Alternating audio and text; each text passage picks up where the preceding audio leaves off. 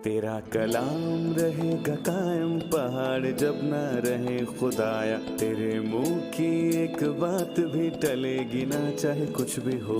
तेरी मान दिए है जिंदा सोने से भी कीमती, मेरा दिल ये दे गवाही है ये किताब अजीम। नाज़िल करे अपना कलाम, शिकस्ता दिलों को सुकून मिले, तारीखी दूर हो मेरी राहें रोशन कर। दिल अपना कलाम कसरत से ए खुदा बदल दे, रिहाई दे कसरत से फल मिलाओ। कलाम रहेगा कायम पहाड़ जब ना रहे खुदाया, तेरे मुंह की एक बात भी टलेगी ना चाहे कुछ भी हो। अजीज नाजरीन, मैं अयाद ज़रीफ आप सब देखने वालों को हमारे रोज़ के बाइबली मुतालिया प्रोग्राम की इस नई किस्त में खुशामदीद कहता हूँ। इस प्रोग्राम में हम बाइबल मुकद्दस की तमाम किताबों का तफसीली मुतालिया पेश करते हैं। इस मुताले में हम अब तक बाइबल मुकद्दस की दूसरी किताब यानी खुरूज की किताब का मुतालिया कर रहे हैं और हम अभी भी 28वें बाब पर हैं, जो कि सरदार काहिन के लिबास के मुतल्लिक बात करता है। जैसा कि हमने पहले जिक्र किया कि यह सरदार काहिन के लिबास के मुतल्लिक बात करता है, जो कि उसने लावियों की कहानत के मुताबिक काहिन की खिदमत सरअंजाम देने के लिए पहना है। हारून की कहानत, ये कहानत शरीयत के ज़माने से मुंसलिक थी, लेकिन अब हम मसीहत के ज़माने में हैं। हमारी कहानत मुख्तलिफ किस्म की है। तमाम ईमानदार काहिन हैं और मसीह यसू सरदार काहिन है। कहानत एक रूहानी कहानत है और कुर्बानियाँ रूहानी कुर्बानियाँ हैं। लिहाजा हम लावियों की कहानत और सरदार काहिन के लिबास में मसीह की अलामत को देखते हैं।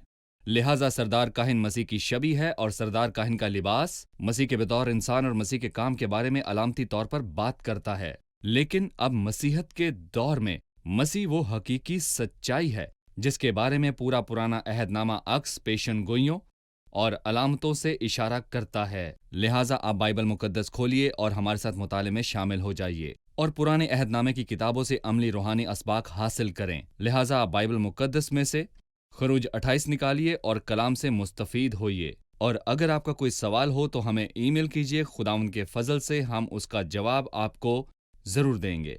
लेकिन प्रोग्राम का बाकायदा आगाज करने से पहले मैं खुदा के खादिम भाई यूसुफ रियाज को खुशामदीद कहूंगा। बहुत शुक्रिया भाई। और स्टूडियो में मौजूद दीगर मेहमानों को भी खुशामदीद। भाई यूसुफ, गुज़िश्ता किस्त में हमने सरदार काहिन के लिबास के कुछ हिस्सों पर बात की थी। हमने लिबास, सुलेमानी पत्थर और सीने बंद का जिक्र किया था और हमने कबा की तरफ इशारा किया था। इससे पहले कि हम दूसरे हिस्सों पर बात करें, मैं लिबास और जिसे अदल का सीना बंद कहा जाता है उससे मुतल्लिक आपसे पूछना चाहूंगा, और इस हवाले के साथ जिसे उरीम और तमीम कहा जाता है, तो जानना चाहूंगा कि उरीम और तमीम का क्या मतलब है, जिसका जिक्र 30वीं आयत में किया गया है। और तू अदल के सीना बंद में उरीम और तमीम को रखना, और जब हारून खुदावंद के हजूर जाए तो ये उसके दिल के ऊपर हो। यूं हारून बनी इसराइल के फैसले को अपने दिल के ऊपर खुदावंद के रूबरू हमेशा लिए रहेगा। कुछ ऐसी चीजें हैं जिन्हें हम जानते हैं और कुछ ऐसी चीजें हैं जिन्हें हम नहीं जानते। उरीम और तमीम दो इब्रानी के लफ्ज हैं। उरीम का मतलब है रोशनी और तमीम का कामलियत।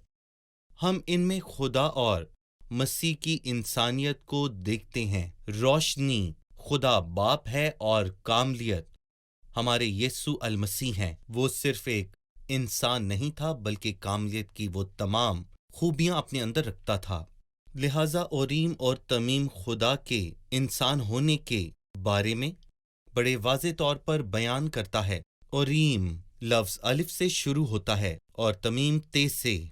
इब्रानी ज़ुबान में लफ्ज़ अलिफ पहले का लफ्ज़ है और ते आखिरी का लफ्ज़ है, और उर्दू में भी अलिफ पहला लफ्ज़ है, और यूनानी में अल्फ़ा और ओमेगा है।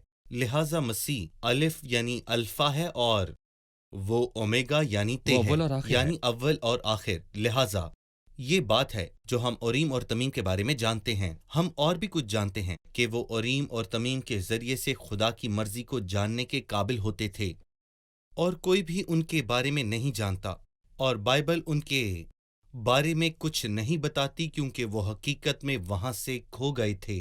वो कब और कहां खो गए थे?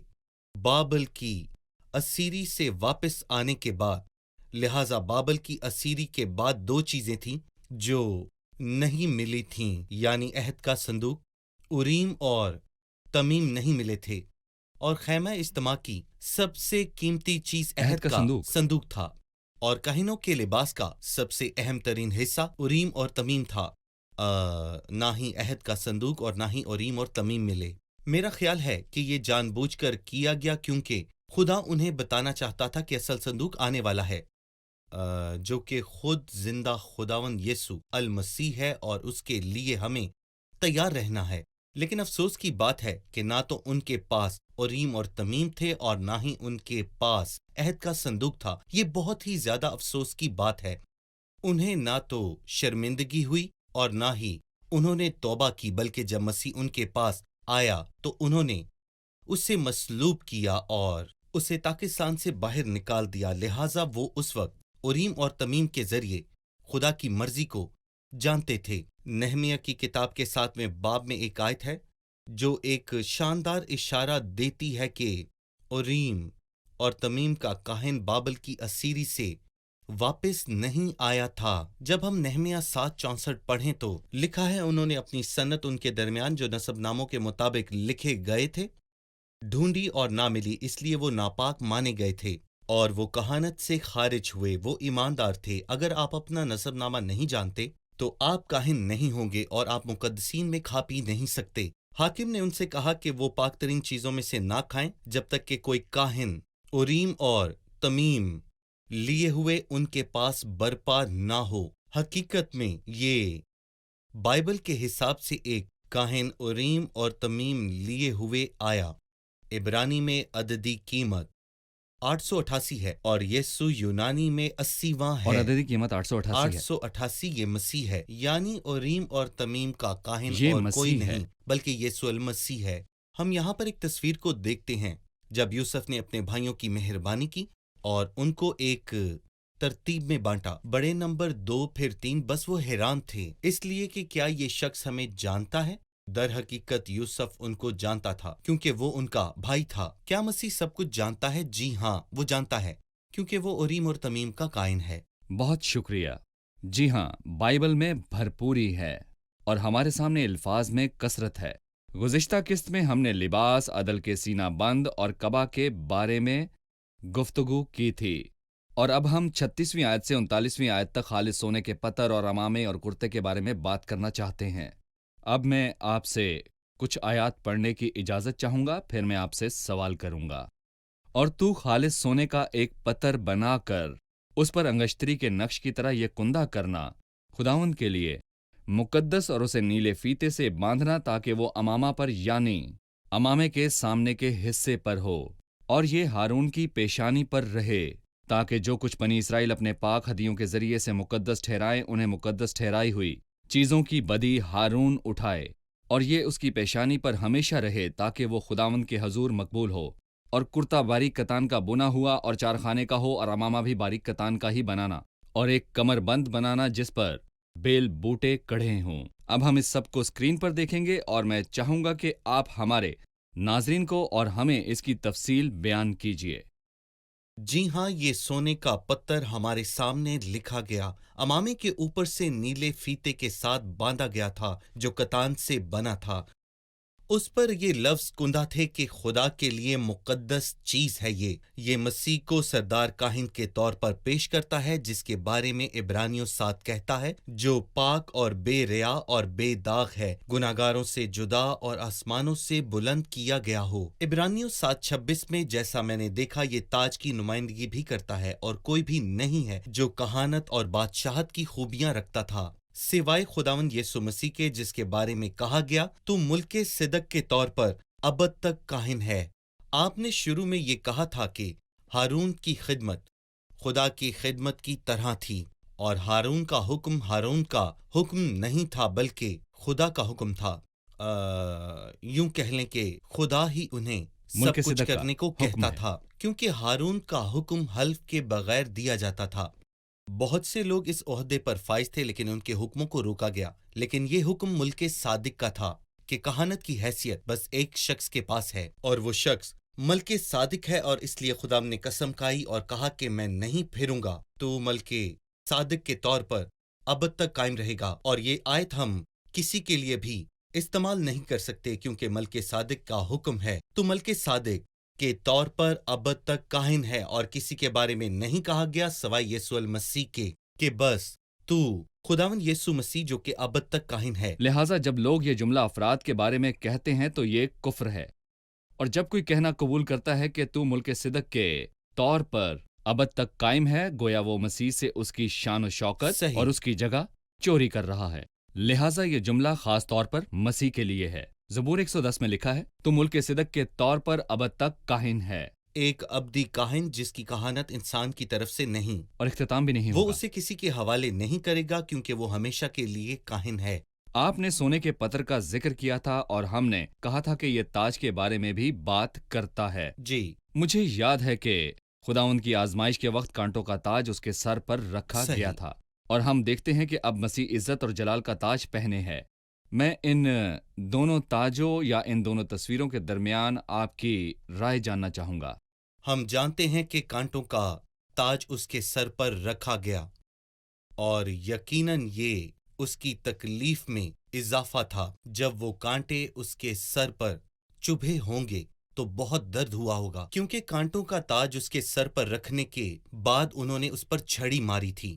لیکن اس کے علاوہ اس کے اخلاقی معنی بھی ہیں۔ زمین تیرے سبب سے لانتی ہوئی، اور وہ تیرے لیے کانٹے اور اونٹ کٹارے اگائے گی، تو گویا مسیح نے لعنت کو اٹھایا جبکہ وہ پاک، راست باز اور تمام برکات کا منبع ہے، لیکن ان برکات کا مزہ لینے کے لیے اسے دکھ اٹھانا پڑا۔ در حقیقت ہم صلیب میں دو طرح کی لعنتوں کو دیکھتے ہیں، پہلا کانٹوں کا تاج تخلیق کی لعنت، اور دوسرا صلیب شریعت کی لعنت ہے، کیونکہ لکھا ہے جو کوئی صلیب پر لٹکایا گیا وہ لعنتی ہے، گویا مسیح نے تخلیق کی لعنت کو اٹھایا۔ گناہ کی لعنت جو داخل ہوئی اور شریعت کی لعنت جو ہمیں گناہگار ٹھہراتی ہے، سارا جلال اسی کو ملے۔ کانٹوں کا تاج اب نہیں رہا، یہ اب تاریخ ہے۔ اب ہم اسے عزت اور جلال کے تاج میں دیکھتے ہیں، اور ہم جلد اسے دیکھیں گے، اور اس کے سر پر بہت سارے تاج ہوں گے۔ وہ بادشاہوں کی طرح آئے گا۔ لہٰذا مسیح کی پیشانی پر کانٹوں کا تاج میری ہی وجہ سے پہنایا گیا تھا۔ خون کا بہنا کسی بھی نیکی سے بڑھ کر ہے، لیکن وہ تاج ماضی سے تعلق رکھتا ہے، لیکن اب ہم اسے عزت اور جلال کے تاج میں دیکھیں گے، اور اس کے سر پر بہت سارے تاج ہوں گے، اور وہ آسمان اور زمین پر ہمیشہ کے لیے حکومت کرے گا۔ شکریہ، ہم ایک چھوٹا سا وقفہ لیں گے اور پھر دوبارہ حاضر ہوں گے۔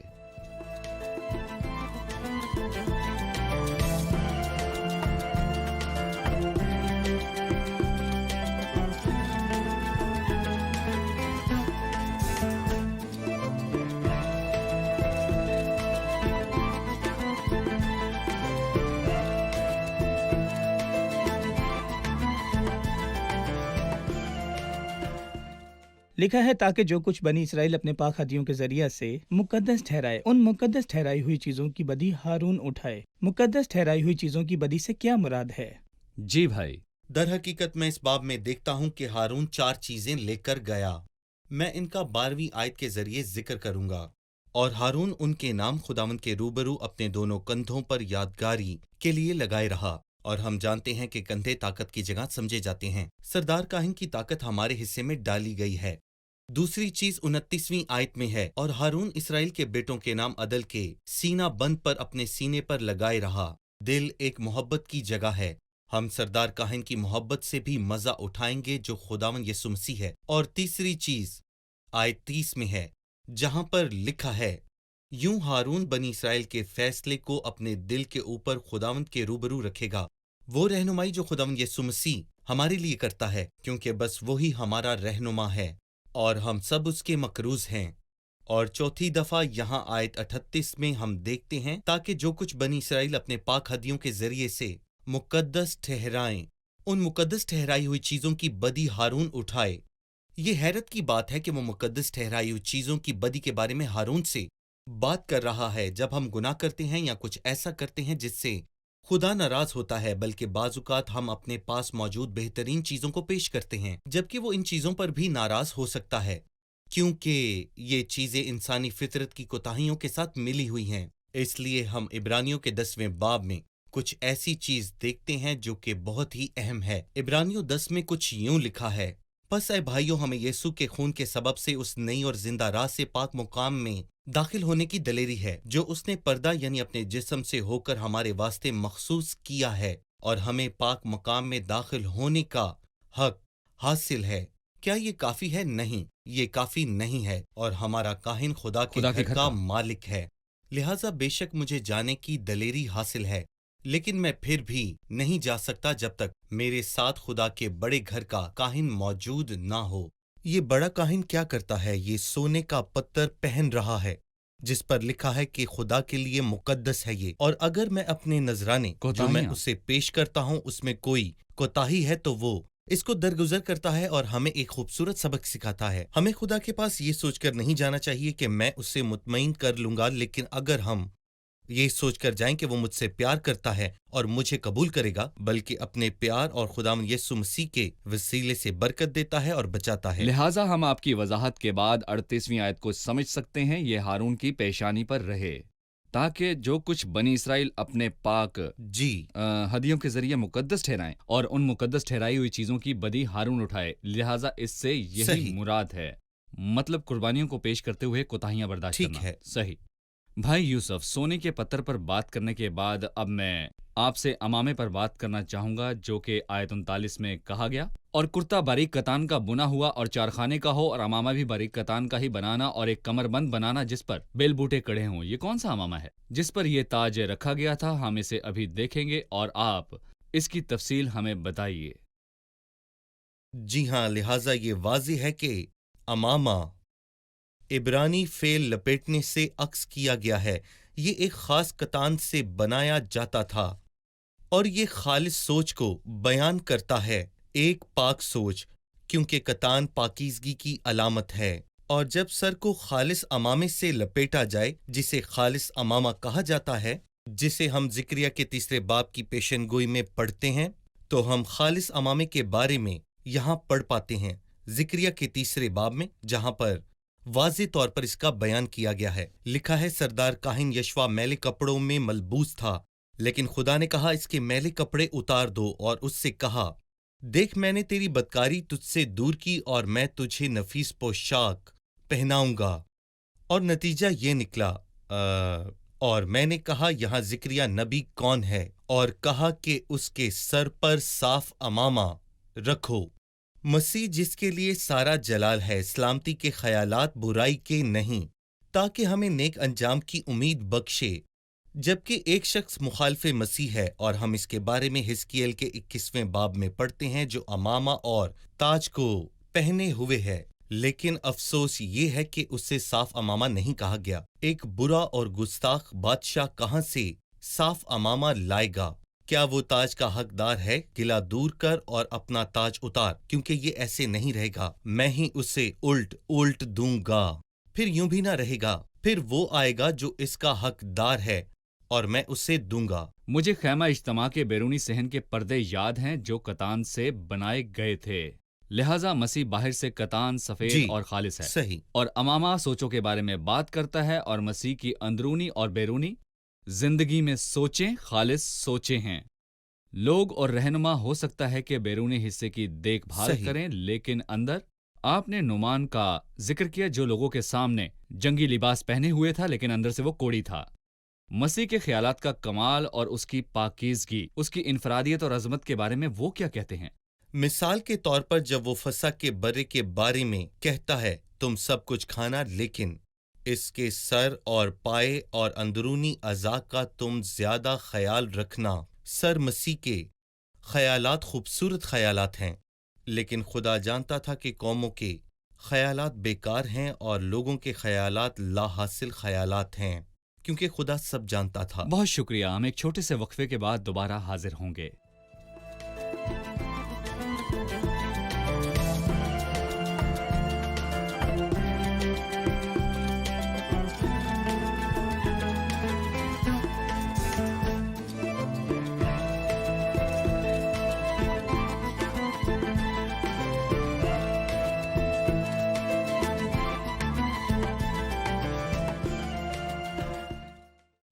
खरूज 2839 और कुर्ता बारीक कतान का बुना हुआ और चारखाने का हो और अमामा भी बारीक कतान ही का बनाना और एक कमरबंद बनाना जिस पर बैल बूटे कढ़े हों।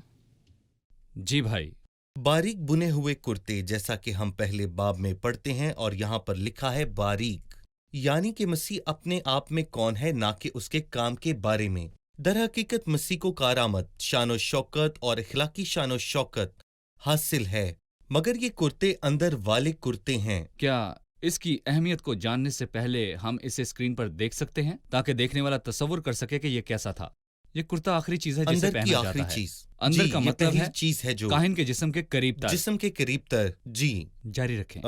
हमने देखा कि अमामा कतान का है और हमने मुकद्दस और खालिस ख्यालात के बारे में जाना क्योंकि इसे खालिस अमामा कहा गया है, और इसी तरह कुर्ता बारीक कतान का है। मसीह के पास छुपाने के लिए कुछ नहीं है। मसीह साफ और वाज़ेह था। जब उन्होंने कहा तुम कौन हो, तो यीशु ने उनसे कहा मैं वही हूँ जो तुम्हें शुरू से कहता आया हूँ। लिहाजा मसीह की शान और शौकत बारीक कुर्ते में नजर आती है और अमामा जो कि पाक है, लेकिन हम कमर बंद पर बेल बूटे बने हुए देखते हैं जो कि हमसे खिदमत की तैयारी के बारे में बड़े वाज़ेह तौर पर बात करते हैं। लिहाजा जब एक शख्स कमर बंद बांधता है तो इसका मतलब है कि वो खिदमत के लिए तैयार है, और हम जानते हैं कि मसीह कमर बंद बांधे हुए है और हमारी खिदमत कर रहा है, और जलाल में वो कपड़े पहनेगा और हमारे साथ दस्तरखान पर बैठेगा और हमारी खिदमत करेगा। मसीह ने पहले हमारी खिदमत की, वो अभी हमारी खिदमत कर रहा है और आसमान पर भी करेगा। आपने पहले हमें बताया कि कतान कामलियत और खालिस होने के बारे में बात करता है। जी, क्योंकि सफेद है। सही। और कतान में पसीना भी नहीं आता। मैं जानना चाहूंगा कि सरदार काहिन के जिस्म से मुलहका होने की क्या सही। अहमियत है, और बाइबल मुकद्दस हमें पसीने से मुतल्लिक क्या बताती है, और क्या पसीने और मसीह की खिदमत के दरमियान कोई ताल्लुक पाया जाता है? इसकी रूहानी अहमियत क्या है? पसीने के बारे में हम बाइबल में 3 जगह पर पढ़ते हैं। पहली दफा गुनाह की लानत में, जमीन तेरे सबब से लानती हुई और तू अपने मुंह के पसीने की रोटी खाएगा। दूसरी बार हिजकियेल में जिक्र किया गया कि काहिन को ऐसे कपड़े नहीं पहनने चाहिए जिसमें उसे पसीना आ जाए।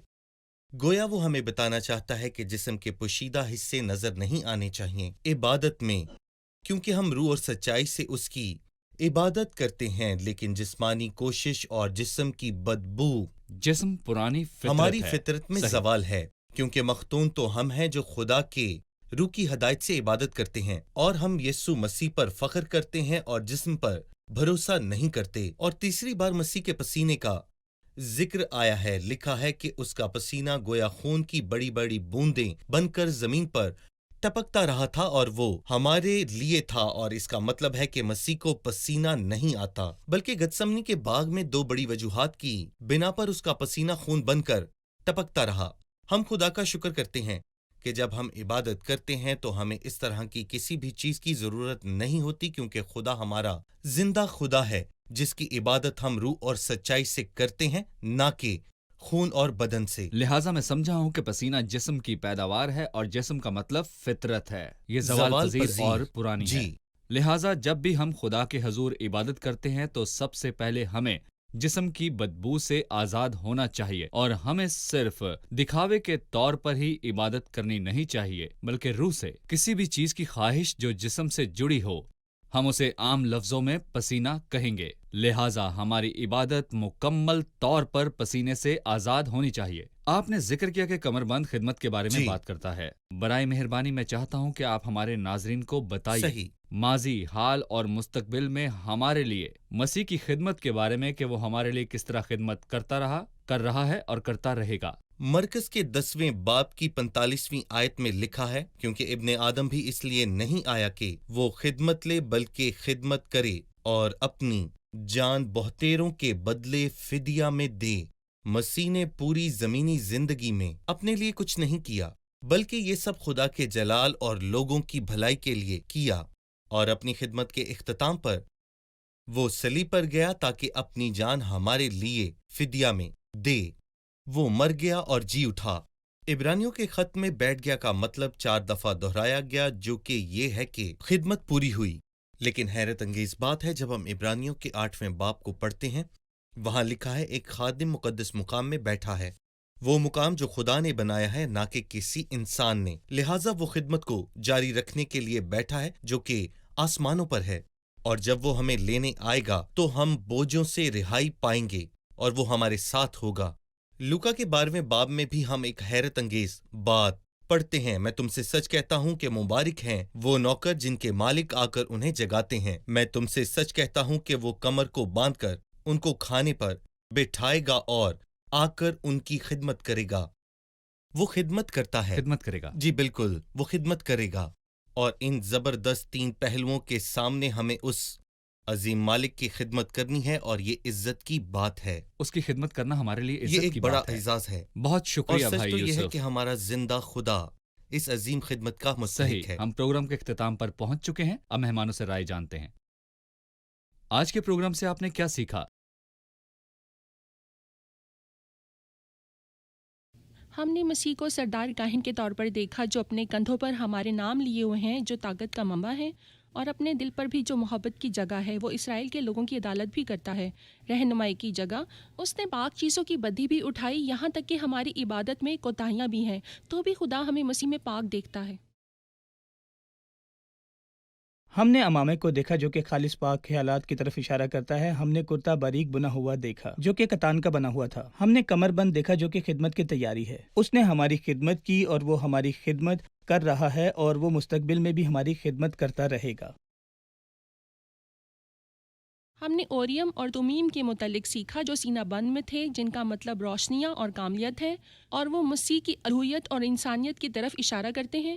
یہ ہمیں بتاتے ہیں کہ خداوند کے خیالات کو کس طرح معلوم کیا جائے۔ بہت شکریہ، خدا آپ کو برکت دے بھائی، آپ خدا کا آپ بھی کو شکریہ۔ برکت دے۔ ناظرین، آج کے پروگرام میں ہم نے دیکھا کہ سردار کاہن کے سر پر کتان کا امامہ تھا، اور ہم نے مسیح کے خیالات کے خالص اور پاک ہونے کے بارے میں بات کی، اور اس امامے پر، اس کی پیشانی پر ایک سونے کا پتھر تھا جو خداوند کے لیے مقدس تھا۔ ہم نے مسیح کے بارے میں سیکھا جو اپنے عاجزی کے دن میں امتحان میں کھڑا تھا، اور اس کے سر پر کانٹوں کا تاج تھا، اور کانٹے لعنت اور مسترد ہونے کی بات کرتے ہیں۔ لیکن اب ہم اسے موت کے درد کے لیے شان و شوکت کے ساتھ تاج پہنے دیکھتے ہیں۔ جلد ہی وہ بہت سے تاج اپنے سر پر پہنے کھلے آسمان میں ظاہر ہوگا، اور یہ قیمتی سر مسیح کا سر ہے، جس میں تمام طرح کے اچھے خیالات پائے جاتے ہیں، یہاں تک کہ کانٹوں کے تاج کے لائق ایک بھی خیال نہیں تھا، کیونکہ کانٹے گناہ کی لعنت سے منسلک تھے، لیکن صلیب پر ہمارے لیے اس کے اچھے خیالات تھے۔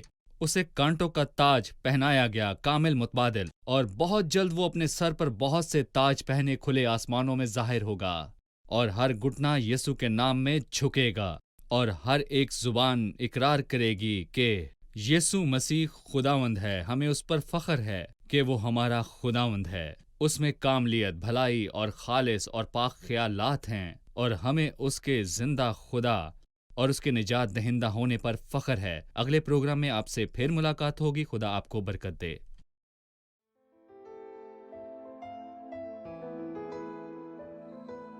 تیرا کلام رہے گا قائم، پہاڑ جب نہ رہے خدایا، تیرے منہ کی ایک بات بھی ٹلے گی نہ، چاہے کچھ بھی ہو۔ تیری مانند یہ ہے زندہ، سونے سے بھی قیمتی، میرا دل یہ دے گواہی ہے، یہ کتاب عظیم نازل کرے اپنا کلام، شکستہ دلوں کو سکون ملے، تاریکی دور ہو میری راہیں روشن کر، دل اپنا کلام کثرت سے اے خدا بدل دے، رہائی دے کثرت سے پھل ملاؤ۔ کلام رہے گا قائم، پہاڑ جب نہ رہے خدایا، تیرے منہ کی ایک بات بھی ٹلے گی نہ، چاہے کچھ بھی ہو۔